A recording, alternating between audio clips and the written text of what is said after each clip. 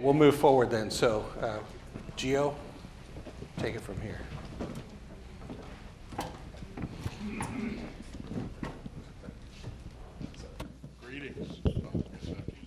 Greetings. Before I get going, who all here has projects in the 916 area code? Facilities people? School districts? Okay, you have received how many notices that there's going to be a new area code?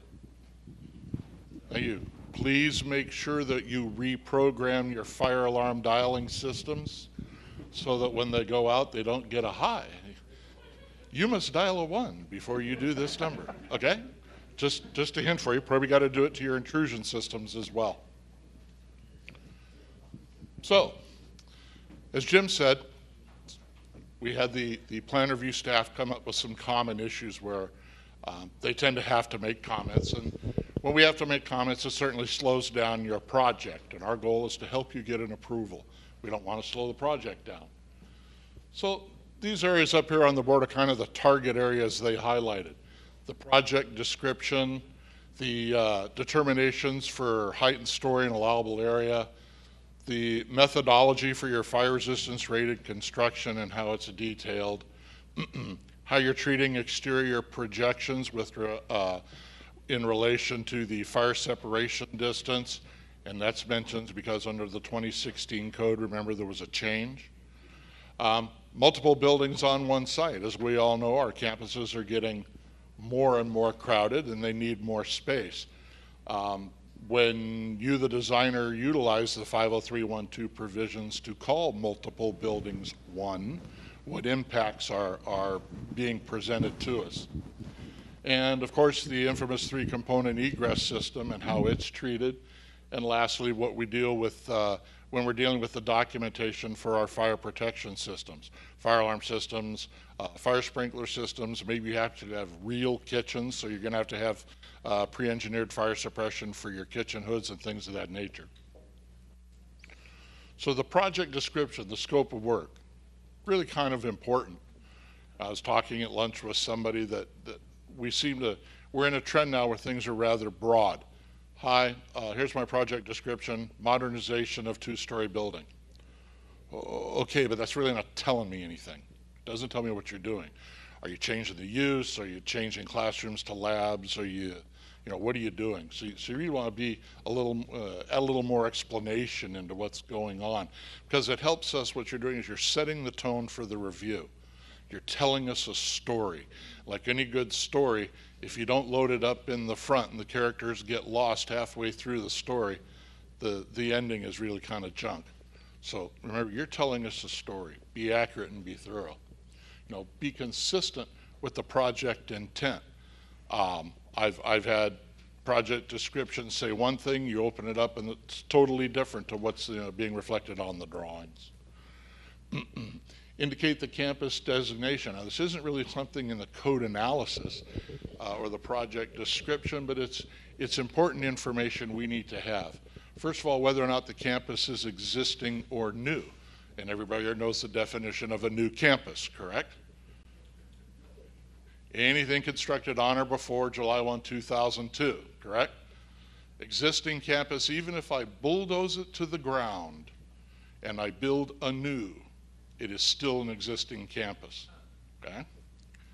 Project funding source, is it public? In other words, you've applied to OPSC to get public funds, or is it local bond funds? And the reason these two issues are important is because it brings statute into your plan review. And there are two infamous things you're all aware of. Some call it SB575, that has to do with automatic fire alarms and sprinklers on buildings. Another one has to do with modernizations and when you have to add or upgrade fire alarm systems and provide additional protection in your buildings. SB 575 is legislative language. It's really 1707-410 of the Education Code, i.e. statute, law. You have to do it, okay? So it's important for us. The height, story, and allowable area determinations. How many love the new tables in 2016 code? Having fun with the factors and going through the equations 5.1 through 5.4 to figure it out? You all like it? because I hear complaints about it all the time. Code has gone back and forth with this issue. Used to all be in text, then we went to tables. People hated the tables, they went to text. Congratulations, we're back to tables. Gives about 4 or 5 code cycles, we'll be back to text again. What's important to note in these tables is nothing changed. If you look at the 2013 code and you had all the various code sections of footnotes in the table that told you what you could compound and not compound and what you could do with sprinklers and not do with sprinklers, that's all just been put in the tabular format. The information on those tables is exactly the same. This is why we find errors in the allowable area calculations, because you tend to pick the wrong factor in between 3 different tables. So just make sure that the information and the factors and the baseline that you're using are all consistent. And the footnotes. Make sure we consider the footnotes, especially those that have to do with the State Fire Marshal's office. As I said this morning, Fire and Life Safety enforces regulations promulgated by the Office of the State Fire Marshal, not by DSA. So we're stuck in, kind of forcing their stuff on us. Remember, just like before, you only get one bite of the apple with fire sprinklers. You can either increase height or increase area, but you don't get to do both. So we want to remember that. Also new for 2016 is, I might get to it later, the table 601 for types of construction. 2013 code, remember you could use sprinklers to substitute for fire resistive construction, right? That's a no-no, it's gone now. So there is no fire resistive substitution for sprinklers. The reason they took that out, nobody was using it. Fire resistance rated construction. My favorite code, the 1985 code, was 300 and some pages long. It was real simple. I love that book. UBC was just dirt simple. Now we have the IBC and 5 different types of rated walls. Firewalls, fire barriers, fire partitions, smoke barriers, and smoke partitions. In the old days, real simple to construct. Now the problems we run into are the continuity provisions assigned to each one of those, which leads us into detailing, and why you're probably seeing more comments on detailing for each specific type of wall, because the head of wall and termination method is very specific and very unique to these types of assemblies. So just a heads up. Use of listed construction details. I mentioned earlier, everybody using UL 147. It hasn't been around in 15 years. There are hundreds, as you well know, of listed assemblies.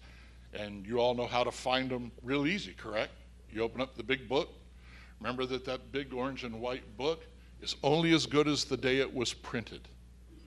I strongly urge you to use the UL website instead, because it includes assemblies that may have just been approved today, week ago, whatever. You're going to get a better volume of it. Also, it has a nice search wizard that if you're not exactly sure what you're looking for, you can type it in and it will go find the assemblies for you, which is really kind of nice. Now, I've used the term underwriters laboratories, or UL. Those aren't the only details you get to use. Obviously, any listed detail by an approved and recognized agency. Warnock Hershey, Gypsum Association, whomever. Anybody heard of the Purple Book? Purple Book's a great book by the Gypsum folks. It contains all kinds of details that aren't published in most anybody else's directories.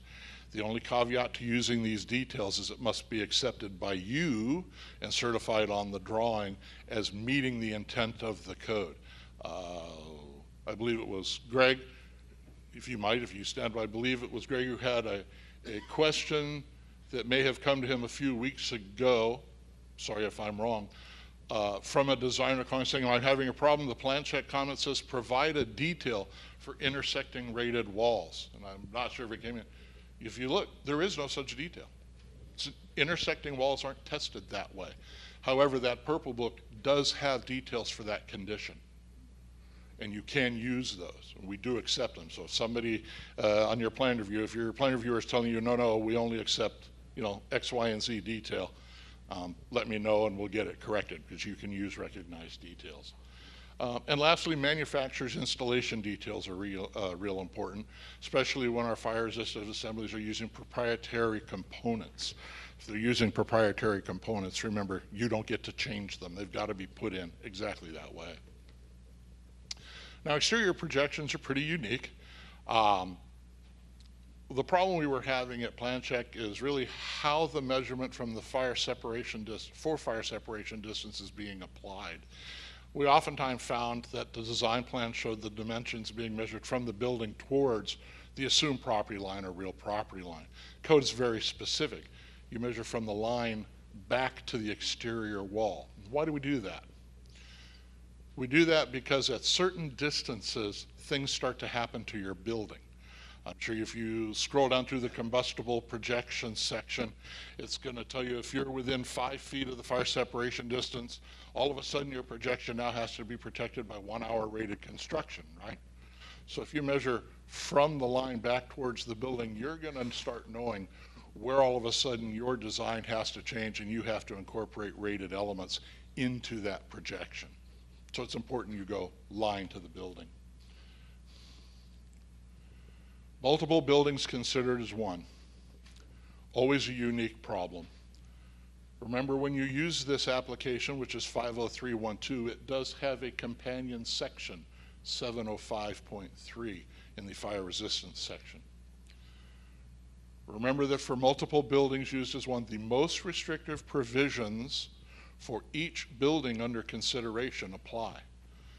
So one may dictate type of construction, one may dictate use, but the most restrictive applies to the building as a whole. What the code says is, and the aggregate.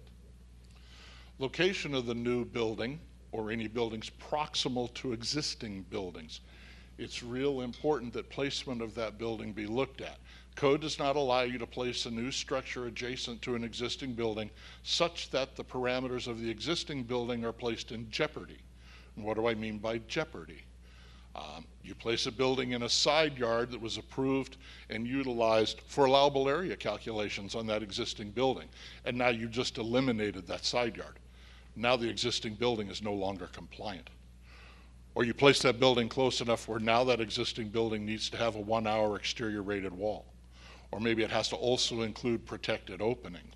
So if you're utilizing the 50312 provisions, please be cognizant of the impacts you're placing on the existing structure. So what do you do if you find a problem? As I said before, campuses are tight. You just got to put the building where you put it and go with it, right? Nothing says you can't look at that existing building and recalculate it and prove it still works. So if you have to, go ahead and do a code analysis on the existing building. Show us that the allowable area still works. Bada boom, bada bing, you're on down the road, okay? 3-component egress system. Again, gotta love the old days. Corridor, rated, have a nice day. Now we have the exit access, the exit, and the exit discharge. Each one in code must stand on its own merit as an individual component. Then they all three must stand in unison in compliance. And that's oftentimes where we run into a little bit of problem, especially with travel distance, application of common path of egress travel. I say that so I don't get in trouble with my boss, because I don't do access. Interior access stairways versus interior exit stairs. Interior exit stairways must be enclosed, must terminate at the exterior. Big item. Old days, remember, we used to bring stair enclosures down and you could run through lobbies and things like that. Interior exit stairways state must discharge to the exterior. So you want to be cognizant of that. And the exit discharge to the public way. The exit system and the calculations thereto don't stop at the door. So if you're required X amount of inches of egress width, once you go beyond the door, that doesn't stop. So just because you go down, out the door, pretty landing, 4-foot sidewalk out to the street, everything's fine, unless of course the egress width dictated a 5-foot sidewalk and now you got to redo it. So make sure you carry it through to the public way. Now security is a big thing. Gee, I can't understand why. And we're now putting up a lot of fences and gates. If your campus is enclosed with fences and gates for security reasons or other purposes, don't forget you can avail yourself of a safe dispersal area in lieu of going directly to the public way. Just need to show it on the safe dispersal area, on the site plan and the calculations for the safe dispersal area, both in area and occupant load. Occupant load always tends to find people, they call me about chapter 10 back in, I believe it's 1028, where it says, wait a minute, plan checker called out that I'm supposed to use 3 square feet per person when I calculate it, and right here in code it tells me 5 square feet per person. The 3 square feet is in section 452 in chapter 4. Chapter 4 are special provisions. Special provisions take precedence over general provisions, right? Basic code. So the 3 square feet dictates it. So if you get that comment, just recalculate it 3 and have a nice day. Fire protection system documentation. The old days it was simple. 1 type of sprinkler head, 1 or 2 types of smoke detectors, heat detectors, whatever. Life was good. We could put it in simple, didn't cost a lot of money, any technician could do it. Well, welcome to the days of technical advancement. We now have computers running our fire alarm systems and things of that nature. The documentation is really critical now.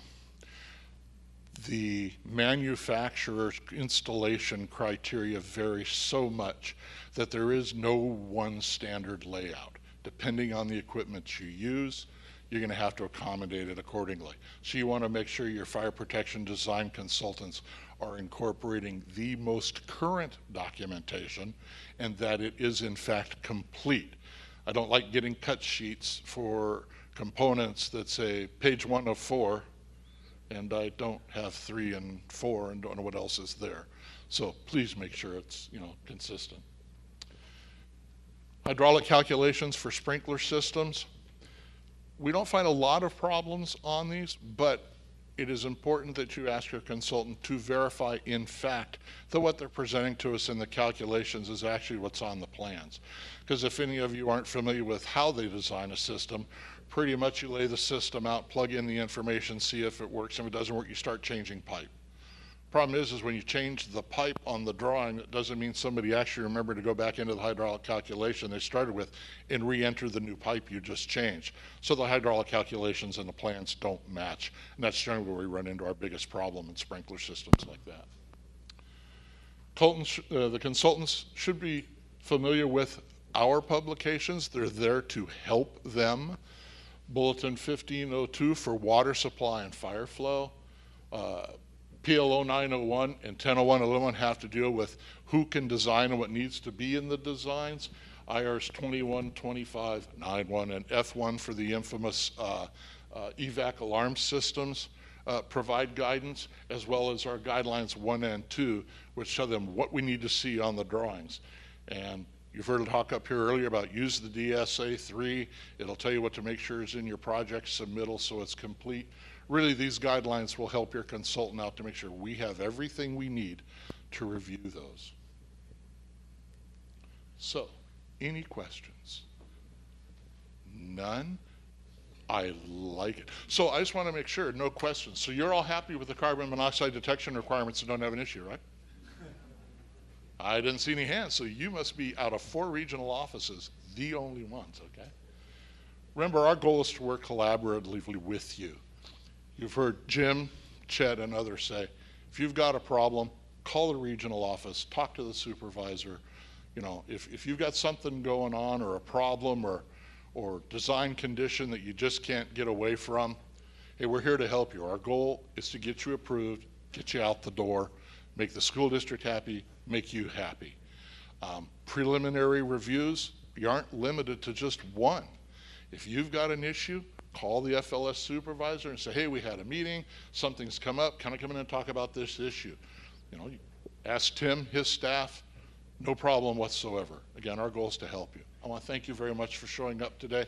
If you have any other questions or come up with a question, I'm going to be here afterwards, so just hit me on the shoulder. Thank you. I just want to thank this team. They've been working hard. Thank you very much, guys. Oh, I'm sorry. Real quick, George, you and I worked on a project where this was an issue. And I got the wild turkey. It's great. And you helped me out, actually. But in the back of the fire code, there's the appendix that has the flow rates, which have gotten just ridiculous. It's several thousand gallons per minute times 2 hours, 3 hours, or whatever. You do the math, and it's millions of gallons.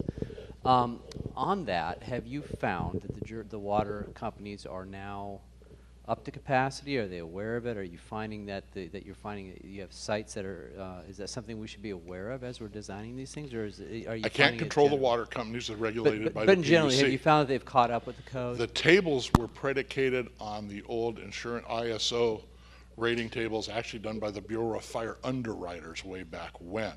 And so they're not really ridiculous. It's the amount of fuel. Actually, if anything, I would say now they're lenient, because those tables were predicated back in the days when we had cotton in our furniture, nice good solid wood construction, and everything was hunky-dory. Now you just look around this room, plastic, plastic, plastic. Look in your classrooms, plastic, plastic everywhere. Class A plastics burn with the amount of heat you can't even fathom. I would actually up the fire flow if it were me, or I'd make sure my building were sprinklered even if it wasn't required to be. The amount of heat generated now, we're also using lightweight construction materials, great for the structural side, don't last long in a fire. Okay. Are you finding that they're So- needing the 2 to 3 hour durations that are in that Well, the table, 2 and 3 hour duration is that necessary for the fire department to be able to put out the fire, but I think where you're going with this is, but what if I don't have the water, right? Yeah. Well, Yeah, there's a it's the mechanism in capacity code issues. if you don't have the water. Right. We certainly can't go out and make the water purveyor increase their distribution system. But if the local fire authority accepts what you propose and what water is there, we will certainly consider it. Okay. I didn't Because now realize that Chapter was an 5 of option. the fire code, remember, these are minimum code requirements. And what you're saying is, I can't even meet the minimums, what do I do? Correct. We rely on the local fire department in those cases, especially if I'm up in the real rural areas where, I know of a campus that their whole source of water is a 35-gallon-a-minute ag well. That's it. So, great, we tell them to put sprinklers in the building. Why? It won't work. So we come up with another mechanism that will work. Maybe we don't do a 1,500-foot design area for a sprinkler, but we get them something that will show that we've made the best intent possible to comply with the code, and we protect the building, and we, hopefully save the school district money in case of a loss. But And- if you come up with a condition like that, talk to the FLS supervisor. Say, Ac- hey, I Actually, just can't you were the meet guy it. I talked to on my job. So Yeah, I know. I'm saying you run into, you all do projects up and down the state. Yeah. You run into an area that doesn't have water or has a problem. FLS supervisor is your first line of defense. You go and say, hey, I just can't do it. What can we do? And one thing that often comes up with that table in particular is it varies the flow rate and the hours vary by building area. Is that, let's say you have area separation walls, it's not the entire campus, it's the max area of the that you're When you do serving. initial fire flow for site development, Yeah. for a campus, it's predicated on the largest building. Largest building. Once right. I do that, I shouldn't have to do water supply into the campus again. Now, if everything on my campus is 10,000 square feet and you wander in with a brand new 25,000-foot gym, Exactly. hey, you know what? You're going to have to upgrade it or do something. But remember, this is where if sprinklers aren't required, you can avail yourself of the sprinklers for fire flow, and you get a 75% reduction. So you can bring yourself down to the minimum. The bare minimum is 1,500 gallons a minute at 20 psi. Right. So you can avail yourselves of those. And again, if you don't have that, then we start looking at, okay, well, maybe you got to put in a firewall. And we start compartmenting the building down to something reasonable and But acceptable. that is a way to control it, because I've heard different interpretations. It's not clarified in the code. Code uses fire area, and fire area tends to not let you use firewalls for that. But we're trying to work with you, make something Right, work for okay. the school district. Well, And- this is and, good you to know, know. if- This is if really good to know. That's what we Yeah. got to do. We're going to Yeah. find a way to make it work, Okay, to make great. everybody happy. All right, thanks. Anything else? Thank you again. Thank you, George. Let me just thank everybody up here for all the hard work they've done. And I just want to take a moment and also thank our staff. Well, those of you that, staff that have been working on this, stand up, because I really appreciate all your hard work. Come on, guys. Larry, stand up. There's a few outside, etc. I really want to thank each and every one of you for spending a day, and it's gotten a little bit warm in here. We appreciate all of your hard work. We've said this 100 times today. We want to be your partner. We really mean it. We're looking forward to expanding this outreach program on a much more limited basis, but we want to maintain contact with you. So we'll be back to you soon, and I just want to remind you, we will in the next couple of days be sending a copy of all the slides to your email if you sign your email up. And then very soon you'll be able to see the entire video presentation as well as the final set of slides. So thank you, all of you, for your attention, and we really appreciate all the hard work that you put into building great schools in the state of California. Thank you. Thank you, guys.